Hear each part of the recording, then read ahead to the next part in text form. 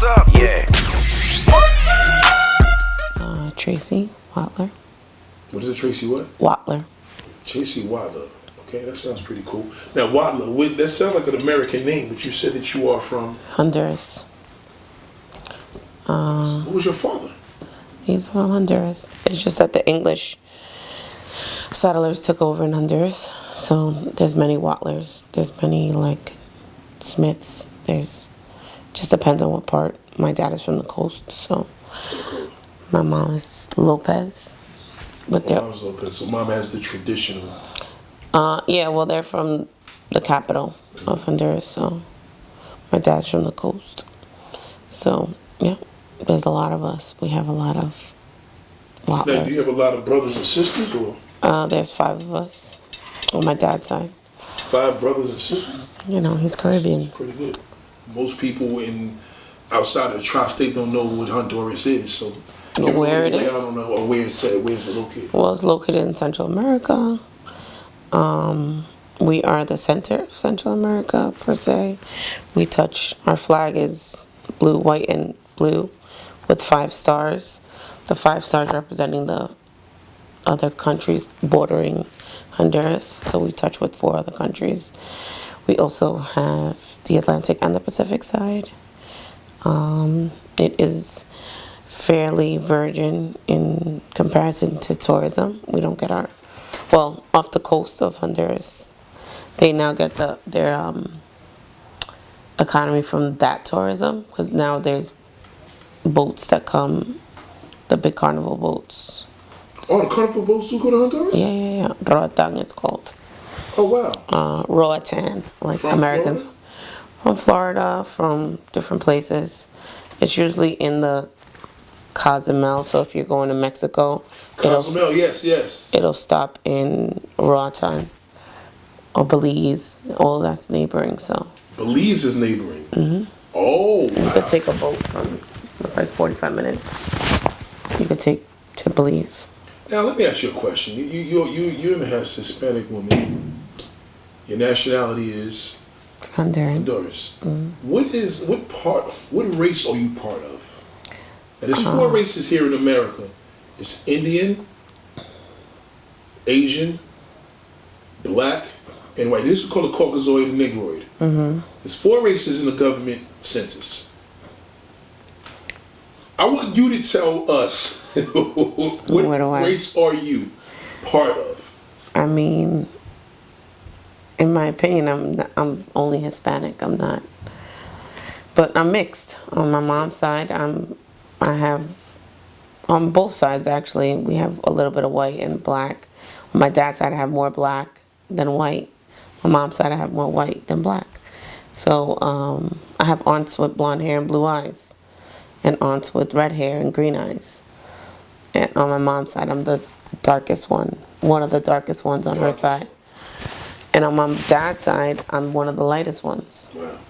So I have a cousin that just passed, and he's dark. But his brother of mother and father brother, he is high yellow. So my family's just a rainbow. I'm kind of in the middle. Now, God forbid, you went to a federal jail, and I'm looking you up. And it's not the question I asked any party of color, but they would probably associate me with black, though. Black, okay. For sure. I mean, everyone does. Mm-hmm. It's a very common thing, but I wasn't raised. I mean, am I black in color? Yeah, I'm a little mixed. I have a great caramel complexion with some red tint. We would call it yellow, though. Mm-hmm. 'Cause you guys call it caramel compared to I'm just calling it caramel because as a tone, right? So when you say black, I don't relate to being black in culture. I wasn't raised in black in culture because I was raised with Hispanics on both sides. My mom I'm first generation here. I'm actually the only one in my generation on my mom's side that's actually born in the United States. Wow. All of my cousins in my generation are not born here. None of them. So, because we live good in Honduras on my mom's side. It's not a third world country. It is, sometimes it is and sometimes it's not. It just depends on the year. But they don't identify it as that, do they? 'Cause you know, this it's like the first thing we think of. I mean, third world countries though have rich people. Not that we're rich, but my family's middle class. Like they have live-in maids in the house. Damn. So my mom is just a rebellious. Yeah. My aunts don't cook or anything, and my grandmother raised almost all her kids in the house, so by herself. So they live good. We live better than most people. So, and all my aunts are successful, and my dad's side, my dad is very successful too, but they're more on the poor side. They were from the poor side. Like poor, like. But they had a lot of kids. Yeah, poor. I mean, pretty. I mean, it wasn't as they weren't as successful as my mom's side. So, Right. but they have so much more love. They have so much more culture. Yes. A lot of them came here a lot sooner. Like my dad came here when I think he was in his 20s. Wow. And I already had my aunt, I'm pretty sure his sister was born here. So my cousins are second generation here now, Right. on my dad's side. So yeah, I mean, Your father came here like with the dollar in his pocket type of thing? I don't know the whole story of my dad, but I know he started like as a janitor and he went to school. He ended up on Wall Street in the financial district.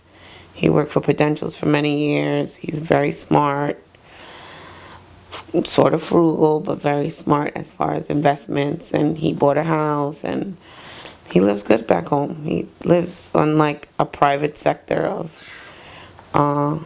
in his neighborhood, he has a golf course. Really? So, in Honduras. Wow. So, he lives good and he's done good for himself. But yeah, I mean, Has he been an inspiration to you from that growth of that, or just the fact that he was just a man's man? I mean, yeah, he's given me lots of advice. He's part of that culture where, what is it called? Generational curse, where our elders don't teach us how to be more successful.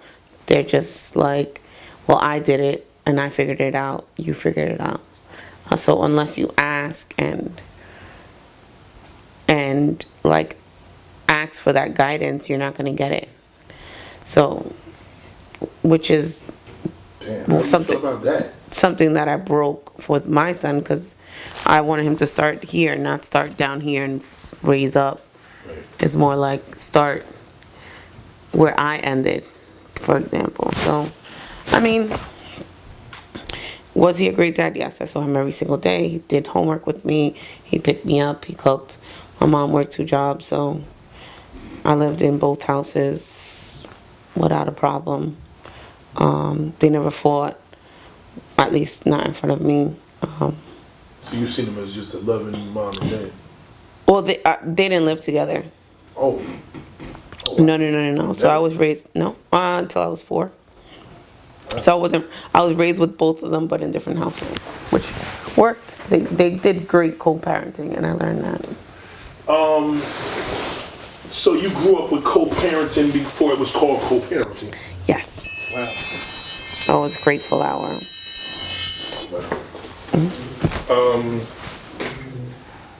Yeah, I grew up Do with you them. feel secure with that question when people ask you that? Like being that, living in America, it's like some people may not even be able to identify with that, or would you have had it any other way? I would rather it that way than them fighting and bickering in the household, trying to keep it together. That's why I chose to co-parent with my ex-husband. I refused to stay and settle for unhappiness because of my child. My child is so much happier because we Never fought in front of him. We didn't call him out his name. We didn't call each other out of our names to him. I mean, maybe to each other a little bit, but to him, like, oh, your dad is a, never. Right. And he never did it to me, Never. to Okay. him. And if that was the option or what's going to happen, they never seen it.